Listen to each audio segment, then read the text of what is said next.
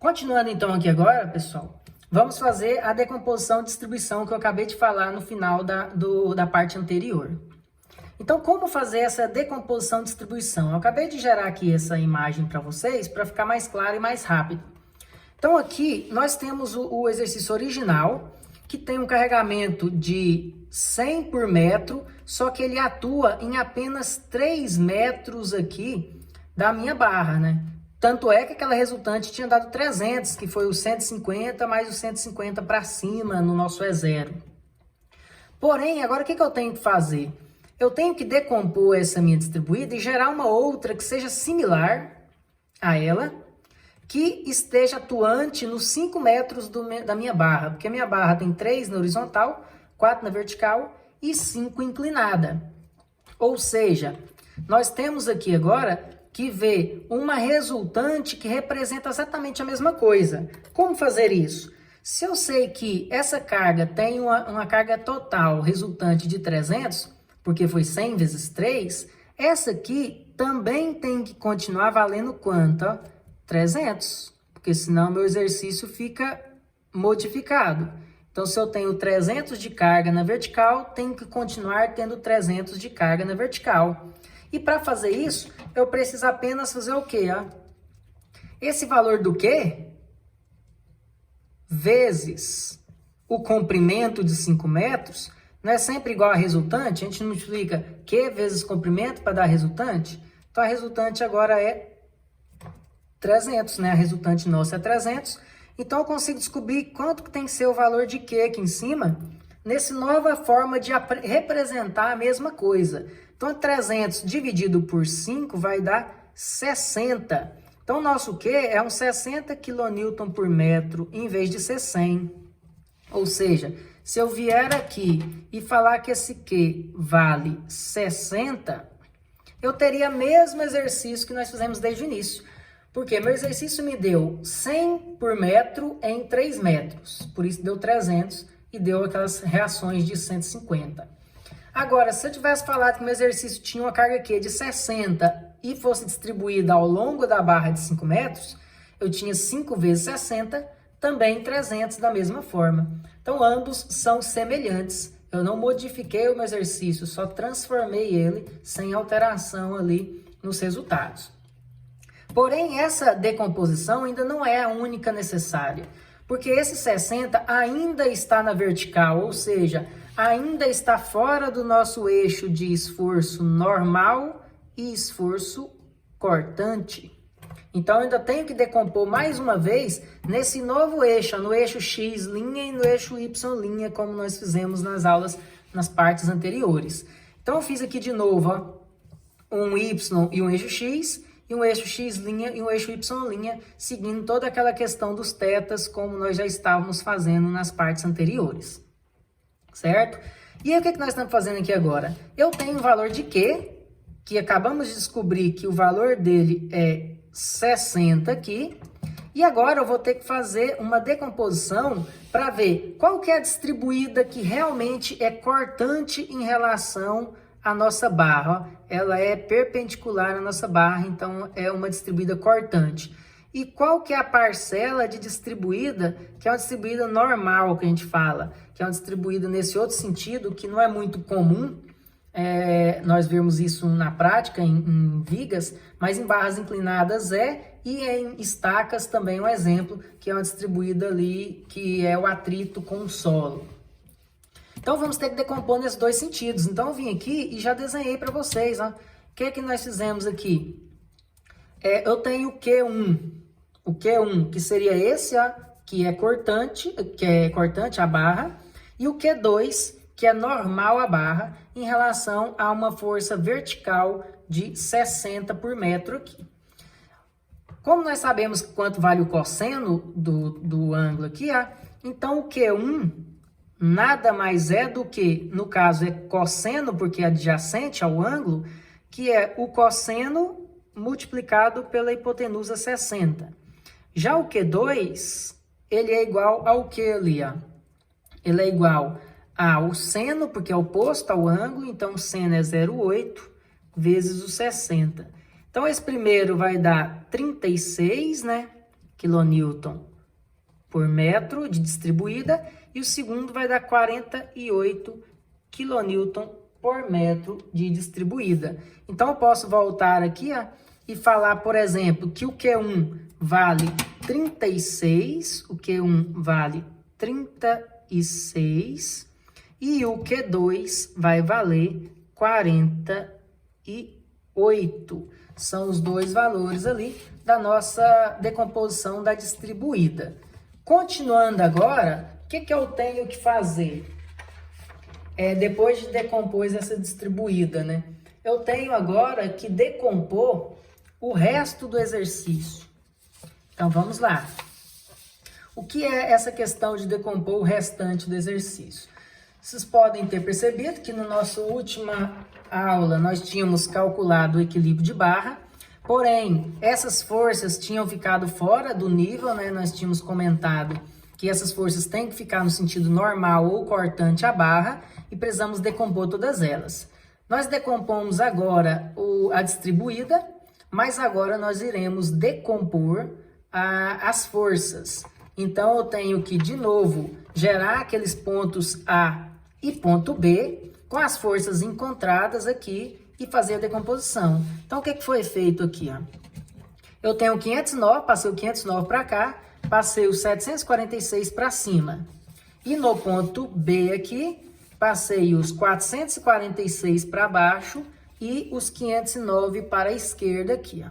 Então, coloquei essas duas forças no ponto A, essas duas forças no ponto B, para que nós possamos agora fazer a decomposição para ver quanto que deu os nossos valores. Então, aqui eu já desenhei para facilitar um pouco para a gente, onde eu tenho aqui, ó, o 509 já no eixo X, e eu tenho que decompor nesse Y' e nesse X', certo?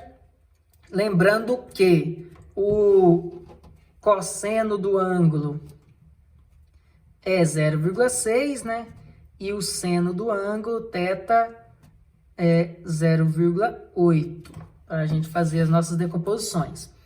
Então, como será isso?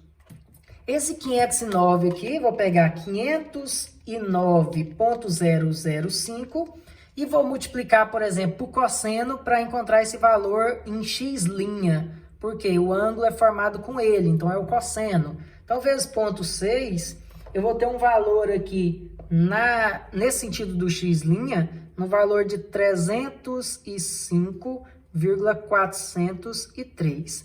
E no sentido aqui do y', que é oposto ao ângulo, vamos usar o seno, né, que é oposto. Então, 509,005 vezes 0,8 vai dar aqui um valor de 407,204, certo? Então, 407,204. Agora, o próximo valor vai ser os valores referentes a esses 746. Então, eu tenho 746,656 vezes cosseno para encontrar esse valor aqui em y', porque o ângulo forma com ele. Então, cosseno é 0,6, multiplicado vai dar 447,994.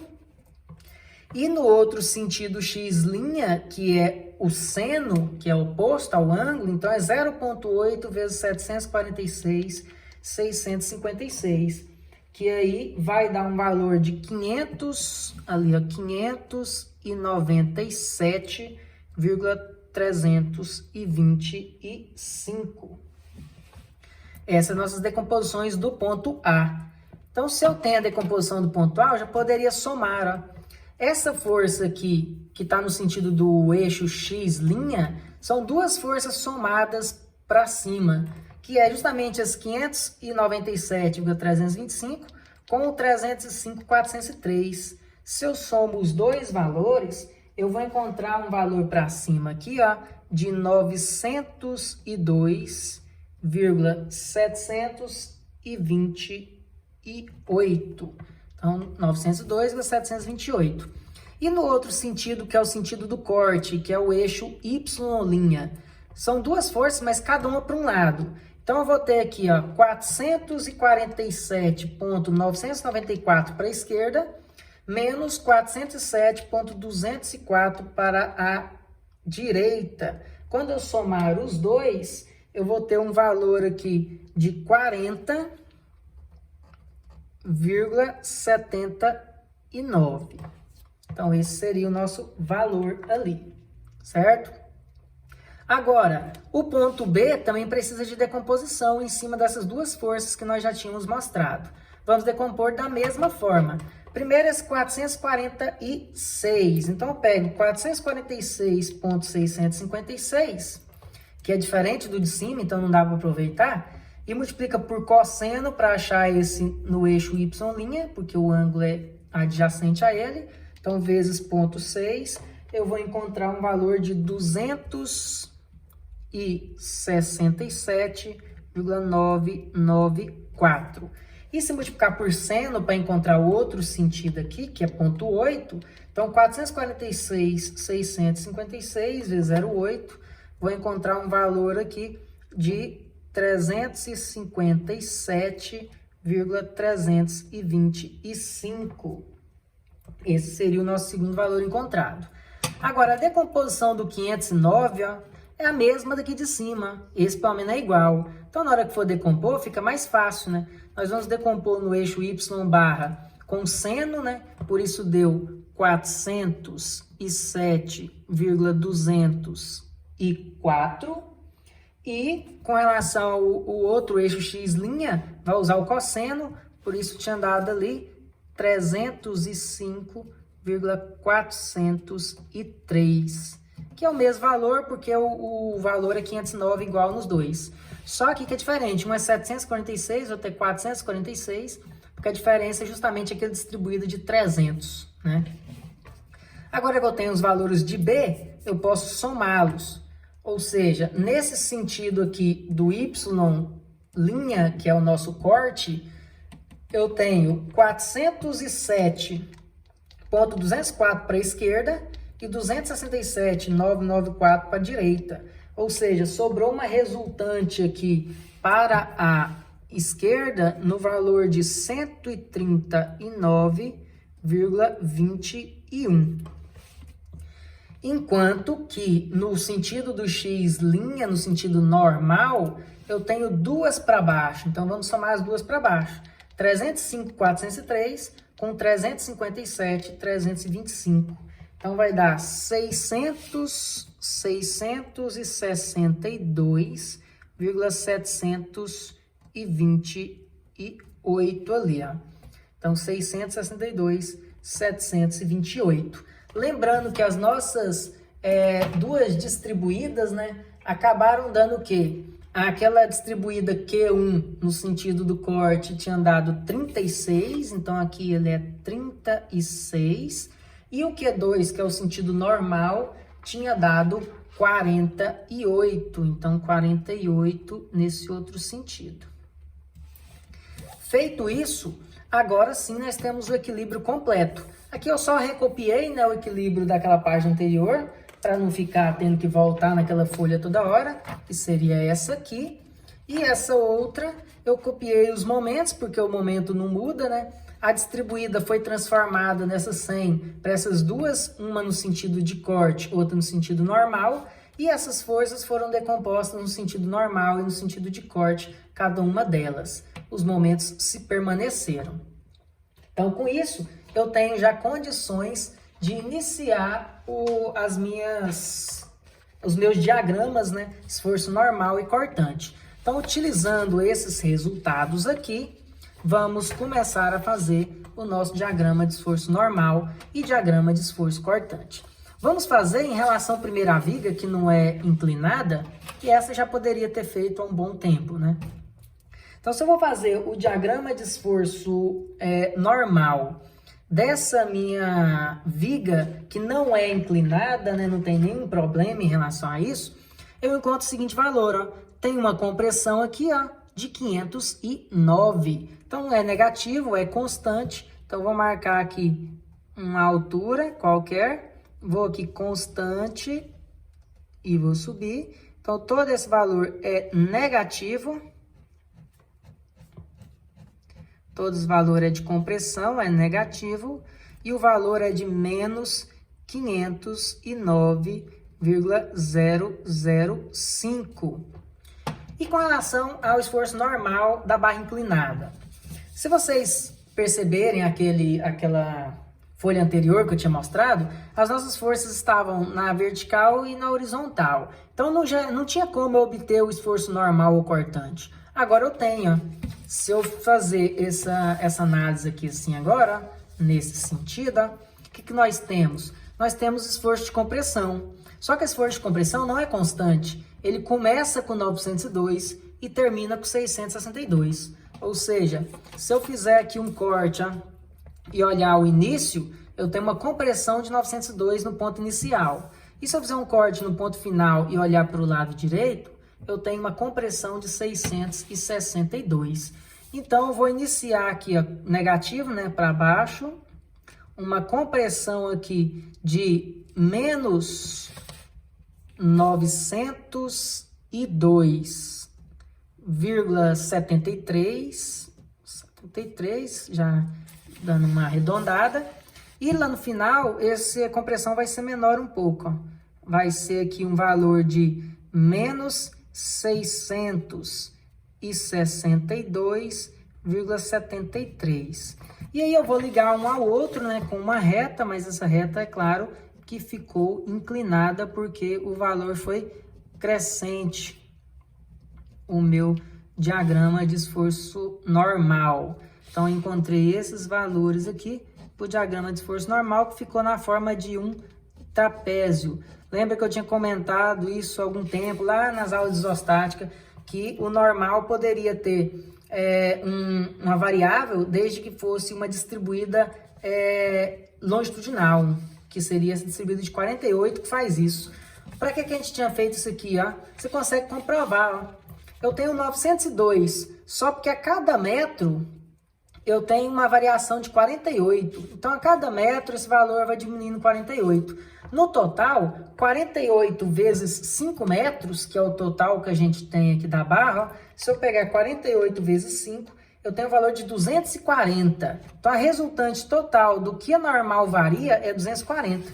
Será que deu 240 mesmo? Se eu pegar 902,73 e subtrair de 662,73, é exatamente o que? Os 240 ali. Então, representa essa redução da minha normal ao longo da barra. Então, esse seria o diagrama de esforço normal da nossa barra inclinada e da nossa viga ali horizontal, né? Agora, o diagrama de corte. O diagrama de corte, vamos de novo fazer a mesma coisa, né? Vamos analisar aqui primeiro a viga, mais fácil. Então, analisando a viga, eu tenho inicialmente, ó, vai subir um corte de 446, então vamos subir aqui, ó, 446. Então, subiu 446,66, arredondando. Vai cair 1.000 em 5 metros. Então, no primeiro metro, vai cair 200, vai para 246, no segundo metro, vai só para 46. Na hora que vai para o terceiro metro, já vai ficar negativo e assim por diante. Então, ele vai cair um pouco antes até da metade, né? Em 2 metros e pouco, ele já vai cair. Vai atravessar o lado negativo. Então, vou descendo aqui linearmente, né? Até atingir aqui um valor negativo, que vai ser 446 menos 1.000. Então, vai dar menos 553,34. Que é justamente o valor que eu tenho para cima para poder zerar aqui, ó. Então, sobe o próprio 553 e aí eu tenho zerado a parte positiva da minha parte negativa, certo? Então, eu gerei um diagrama de esforço cortante ali. Para a viga. Agora, e para a barra inclinada? Então, vamos analisar a barra inclinada aqui agora, ó. Seguinte forma, né? Começo com 40 para cima, então vai começar com 40 para cima, sobe aqui um valor de 40,79, E o que começa a acontecer? Ó? Vai caindo 36 por metro, que foi a decomposição que a gente fez para analisar a distribuída que corta. Então ele cai 36 por metro, mais 36, até o quinto metro. E aí 36 vezes 5 metros, cai 180 de resultante. Então tem uma queda aqui de 180. Então se eu pegar aqui 40 menos 180, ele vai atravessar para o lado de lá, né? E esse valor vai ser um valor negativo, 40,79 menos 180, de menos 139,21. Certo? 40,79 menos 180, menos 139,21. E é exatamente o valor final para cima, né, para poder zerar. Então ele sobe esse 139 e aí zera com uma parte positiva e uma parte negativa aqui do nosso diagrama de esforço cortante. Tá aí. Então esse é o nosso diagrama de esforço cortante. Falta apenas o diagrama de momento fletor, porém podemos perceber que existe dois pontos intermediários onde o corte foi igual a zero.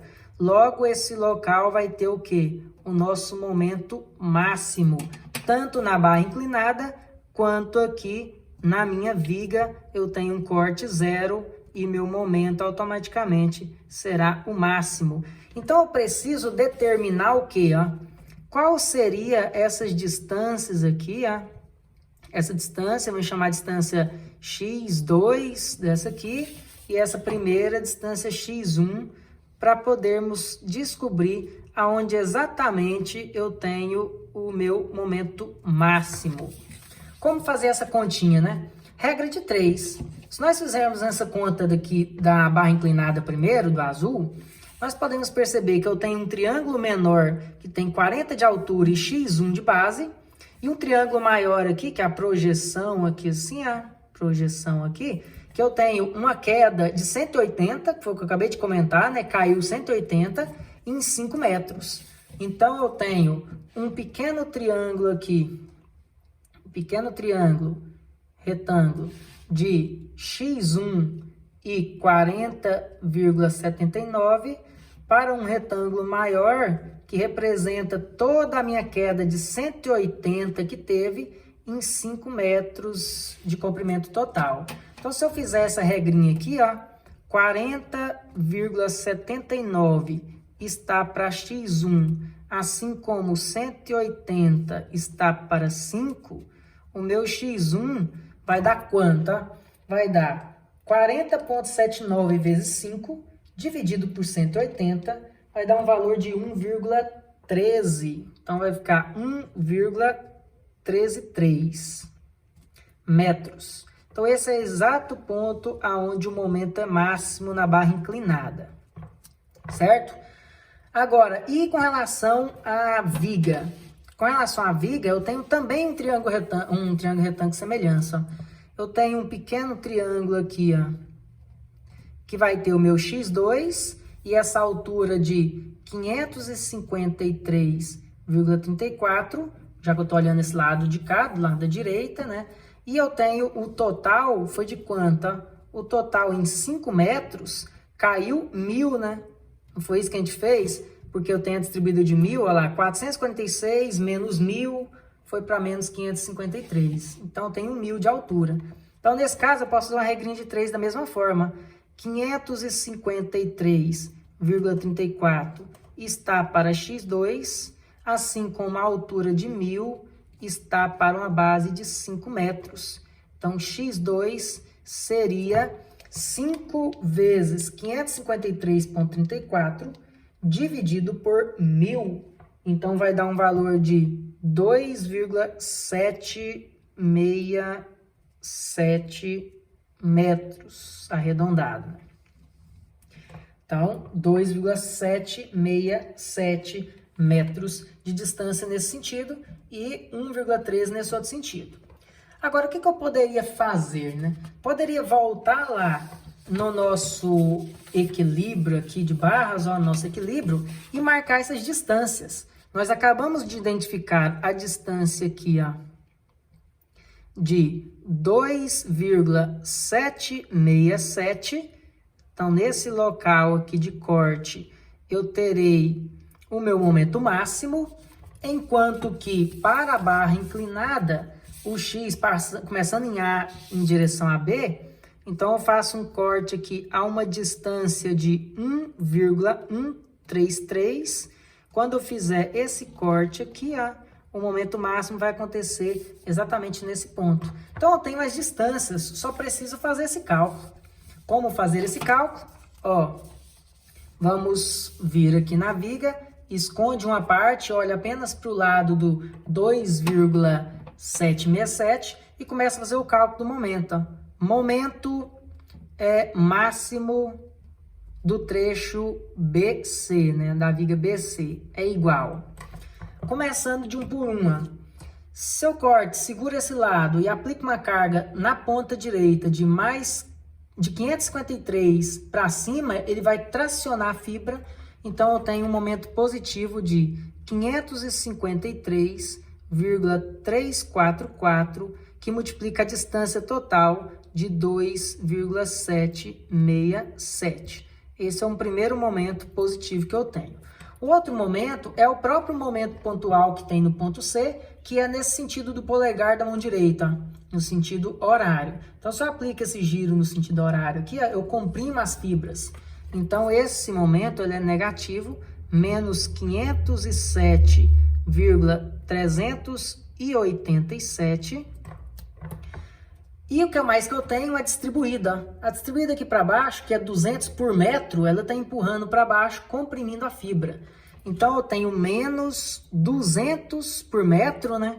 Então, vai gerar uma resultante aqui, de 200 vezes 2,767. Se você multiplicar, você vai ver que vai dar exatamente a força que eu tenho para cima. Então, 2,767 vezes 200, eu tenho exatamente, é claro que tem arredondamento, mas normalmente vai ter que dar o mesmo valor de 553,344. Por que tem que dar esse mesmo valor? Porque se nesse ponto o corte é igual a zero, ou seja, eu não tenho valor de corte, quer dizer que ele já está se equilibrando só com essas duas forças aplicadas. Então, essa força sempre é a mesma dessa anterior, né? A somatória das forças é zero. Se eu tiver duas, essa aqui vai ser a soma das duas, se for o caso. Então, eu tenho essa força para baixo aqui, a resultante, e essa resultante empurrando para baixo comprime a fibra. Então, por isso menos que eu já tinha colocado, e aí a força é 553,344, e a distância é metade aqui dessa medida. Então, é a metade de 2,767, divido ele por 2, esse meu valor. Então, o momento máximo do trecho da viga, que é o trecho BC, é esse cálculo aí, que fazendo ele, eu tenho 553,344 vezes 2,767 positivo, 507,387 negativo, e por fim, a metade do primeiro lá, né? 553,344 vezes 2,767 dividido por 2, só que negativo. Quando eu fazer toda essa soma, eu vou encontrar um momento no valor de 258,164 aproximadamente. É claro que teve vários arredondamentos até nesse ponto, então pode dar uma oscilação mínima aí. Então, eu encontrei nosso momento máximo da viga e o momento máximo da barra inclinada, né? Eu posso virar aqui, colocar aqui o nosso ponto ali, cortou, olhei só para o lado agora do X1, que é 1,13, e faço essa conta. Então, vamos fazer essa conta. Analisando só esse pequeno trecho, eu tenho aqui que o momento máximo da barra AB é igual. Começando primeiro com essa força de 40 para cima. Então, esse 40 empurrando para cima vai tracionar as fibras. Então, eu tenho aqui 40,79 vezes a distância de 1,133 positivo. O que mais que eu tenho? Um próprio momento aqui de 5. e esse momento ele atua aqui, ó, como o meu indicador da mão esquerda, lá, ele gira no sentido horário. Então, se eu giro aqui no sentido horário, ó, eu estou tracionando a fibra. Então, esse 5 ele é positivo. Já uma análise que nós já deveríamos fazer quando for gerar o diagrama. Então, nós já fizemos essa análise e sabemos que esse primeiro momento é um momento de 5 positivo. Então, depois lembrem na hora de lançar no diagrama. Então, foi mais 5,387. E, por fim, tem a distribuída aqui, ó, empurrando para baixo, comprimindo a fibra. Então, a distribuída é negativa.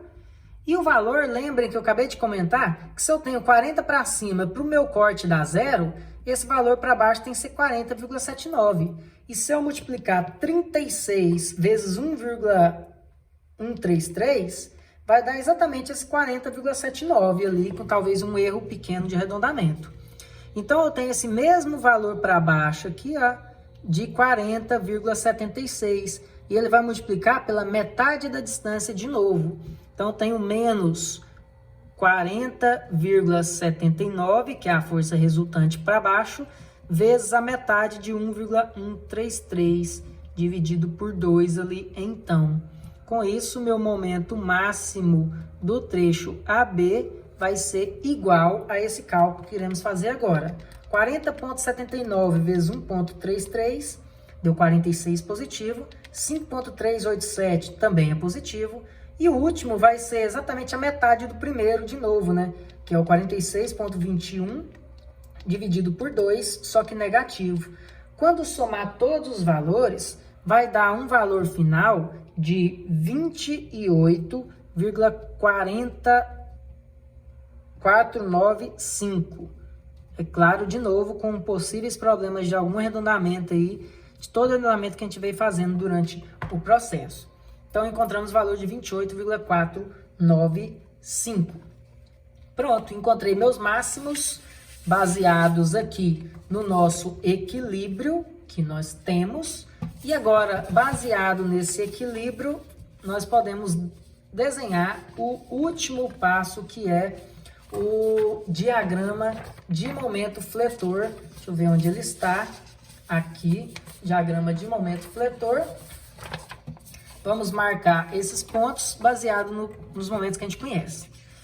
Esse primeiro momento aqui da barra inclinada, ele vale 5 e nós acabamos de mostrar aqui na fibra, girando o dedo aqui, que é um 5 positivo. Eu comentei sobre ele, então vamos marcar ele positivo. Se a fibra está aqui embaixo, positivo é para baixo, né? Negativo é para cima, positivo é para baixo. Nos diagramas de momento fletor é o contrário dos demais, né? Então, vou marcar aqui para baixo, ó, uma distância pequena, deu só 5, uma distância aí de 5,39. Vou arredondar aqui para ficar melhor o nosso espaço. E o momento no final da barra aqui, ó, ele é de 139. 139 não, é de 240 aqui, né? Então, se eu aplicar 240 no sentido que ele está, que é no sentido horário, no meu polegar da mão direita, se eu girar aqui nesse sentido, ó, ele está o quê? Comprimindo a barra. Então, esse momento fletor é o momento fletor negativo no valor de 240,67. Então, aqui eu vou marcar negativa para cima, vou subir aqui e vou marcar um ponto no valor de menos 240,67, arredondando já ali. E é claro que, como tem uma distribuída, vai gerar uma parábola, né? E essa parábola nós já definimos que tem um ponto máximo a 1,133 m de distância aqui, ó, a 1,133 m de distância, e como é o máximo, vai dar um valor maior do que 5,38, e realmente deu, né? Foi o valor que nós encontramos lá de 28,495, que acabamos de fazer o cálculo. Então, vou marcar esse 28 aqui, ó, 28,495, e a minha parábola vai passar por ele aqui como ponto máximo e depois vai ir lá para o menos 244. Então, eu tenho um trecho positivo, um trecho negativo aqui na nossa barra inclinada. E é claro que é uma parábola porque tem distribuída em todo o exercício, né? Agora, para a viga, que também é uma distribuída, é uma parábola, eu tenho os seguintes resultados, ó. 240 de um lado 507 do outro. Vamos ver que sentido que ele é? Ó, se eu aplicar os 240 como está aqui, no sentido do polegar da mão esquerda, eu vou comprimir a fibra. E se eu girar os 507 aqui no sentido horário, que é o polegar da mão direita, nesse sentido também é negativa. Os dois momentos estão comprimindo a fibra, os dois momentos são negativos. Então, vou marcar os dois para o lado de cima, né, o lado negativo. Um vai ser o mesmo valor de 240, mesmo valor de menos 240,67, arredondando, e o outro é menos 507, então mais alto lá, vou subir aqui até uma altura de menos 507,39 ali, arredondando.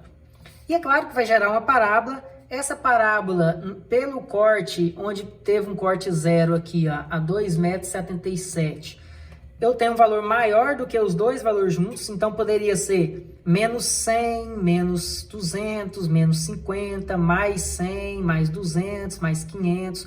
Qualquer valor que tivesse abaixo dos 244 poderia ser já uma resposta de máximo, né? Que é um valor maior do que menos 244. Porém, a resposta que nós encontramos foi de 258.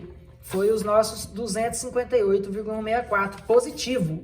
Então, ele atravessou por lá de lá, então, ficou 200 e tanto. Então, vou descer aqui e marcar aqui, ó, 258,164.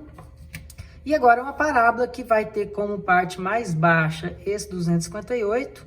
Depois, ele já começa a subir de novo até os 507, tendo um trecho negativo, um trecho positivo e voltando a ter um trecho negativo ali do meu exemplo da minha viga. Então, aqui eu tenho esse diagrama de momento fletor final aqui desse exemplo com barra inclinada de uma estrutura hiperestática, certo? Então, esse aí é o resultado final de todo o nosso cálculo dividido nessas diversas partes que eu passei nessa aula. Então, valeu, pessoal. Depois eu vou passar um para vocês tentarem sozinhos.